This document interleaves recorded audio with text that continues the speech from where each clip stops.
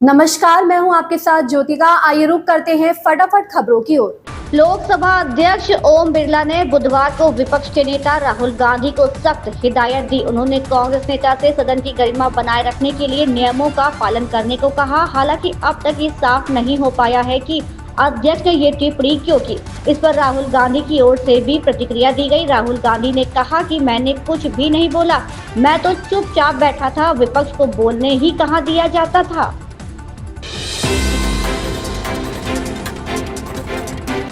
AIMIM प्रमुख असदुद्दीन ओवैसी के मुसलमान खतरे में है वाले बयान पर उत्तर प्रदेश के मुख्यमंत्री योगी आदित्यनाथ ने कहा, मुसलमान खतरे में नहीं है, इनकी वोट बैंक की राजनीति खतरे में है। जिस दिन भारतीय मुसलमान अपने पूर्वजों को समझ लेंगे, इन सभी को बोरिया बिस्तर बांधकर भागना पड़ेगा।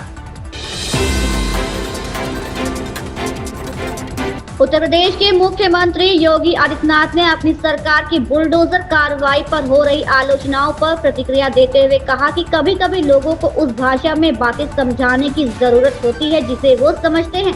मुख्यमंत्री ने आगे कहा कि जो लोग कानून को अपने हाथ में लेंगे, उन्हें कानूनी दायरे में परिणाम भुगतने होंगे।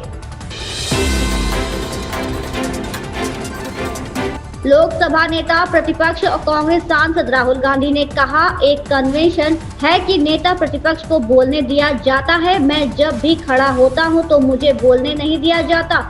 मैं नहीं जानता कि सदन किस प्रकार चल रहा है।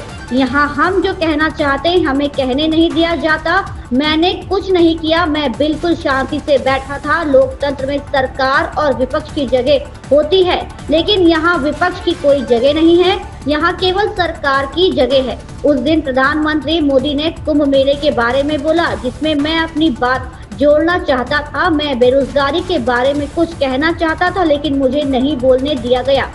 I don't know what is going on, because after he said that, I said, look, as LOP, let me speak. Let me say what he just ran away. So I don't understand what is going on. This is no way to run the house, frankly. I mean, literally, speaker उठ के मतलब एकदम निकल गए, मुझे मतलब एक शब्द नहीं बोलने दिया। और पहले मेरे बारे में कुछ बोलने हैं, वो भी बिल्कुल पता नहीं क्या बोला, अनसब्सटेंशिएटेड। और फिर मतलब मैं खड़ा हुआ, मैंने कहा कि देखिए मुझे बोलने दीजिए, आपने मेरे बारे में कुछ बोला है, घूम कर चले गए और कोई मतलब अर्जन कर दिया, कोई जरूरत नहीं थी।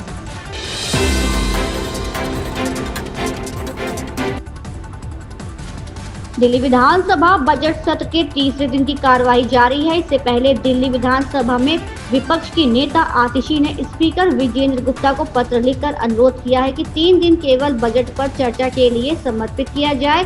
दिल्ली विधानसभा की पूर्व अध्यक्ष और नेता प्रतिपक्ष आतिशी ने कहा, बजट सत्र का उद्देश्य बजट पेश करना और बजट पर चर्चा करना है, लेकिन कल जब आज के लिए कार्यसूची आई तो बजट पर चर्चा के लिए केवल 1 घंटा आवंटित किया गया। मैं भाजपा से पूछना चाहती हूँ कि आप क्या छिपा रहे हैं? आप बजट पर चर्चा क्यों नहीं चाहते? इससे साफ पता चलता है कि कुछ गड़बड़ है।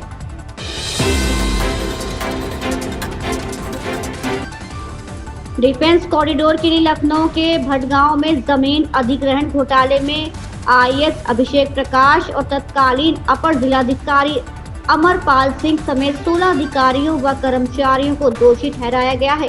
राजस्व परिषद के तत्कालीन अध्यक्ष रजनीश दुबे की रिपोर्ट को CM योगी आदित्यनाथ ने मंजूरी दे दी है। तत्कालीन DM अभिषेक प्रकाश घूस मांगने के आरोप में पिछले सप्ताह ही निलंबित कर दिए जा चुके हैं। बाकी सभी सेवारत कर्मियों का निलंबन भी तय माना जा रहा है।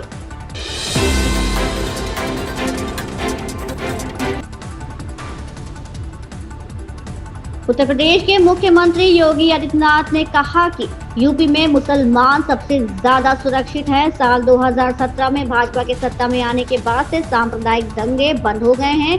इसके आगे उन्होंने कहा कि यूपी में अगर हिंदू सुरक्षित है तो मुसलमान भी सुरक्षित है।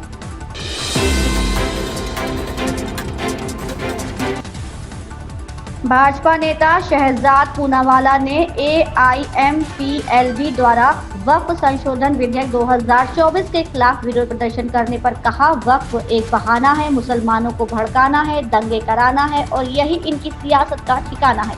इस जमात ने पहले CAA के खिलाफ लोगों को भड़काया कि अगर CAA आया तो हमारी नागरिकता छिन जाएगी। अब यही जमात कहती है कि वक्फ आएगा तो मस्जिद छिन जाएगी। इन संशोधनों की वकालत खुद मुसलमानों ने की थी। ये लड़ाई हिंदू बनाम मुस्लिम नहीं है। आज ये साबित हो गया है कि संविधान की बात करने वाले लोग शरिया को ऊपर रखते हैं।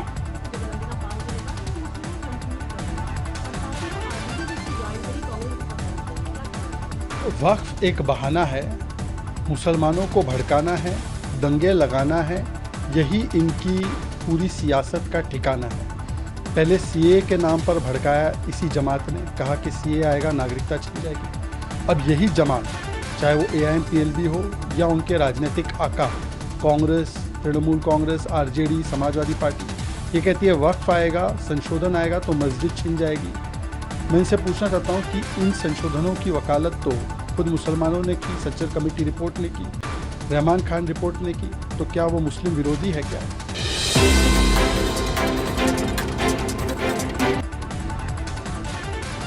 पंजाब किंग्स के कप्तान श्रेयस अय्यर ने गुजरात टाइटंस के खिलाफ शानदार बल्लेबाजी की, लेकिन वो शतक बनाने से चूक गए क्योंकि अंतिम ओवर में शशांक सिंह ने 23 रन जुटाए और स्ट्राइक रोटेट नहीं कर सके। श्रेयस 97 रन बनाकर नाबाद रहे और IPL का अपना पहला शतक लगाने से 3 रन से पीछे रह गए।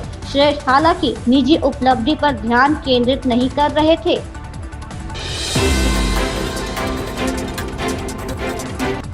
कुणाल कामरा विवाद में शिवसेना UBT ने अपने मुखपत्र सामना में एक लेख लिखकर PM मोदी की एक टिप्पणी का उल्लेख करते हुए एकनाथ शिंदे के नेतृत्व वाली शिवसेना पर निशाना साधा। लेख में लिखा गया है कि जब PM मोदी ने कहा कि आलोचना लोकतंत्र की आत्मा है, तो फिर शिवसेना ने कुणाल कामरा के व्यंग पर इतनी आक्रामक प्रतिक्रिया क्यों दी।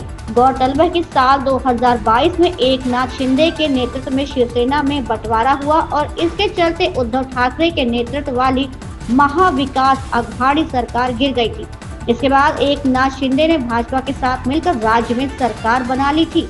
इन खबरों में बस इतना ही। बने रहिए हमारे साथ।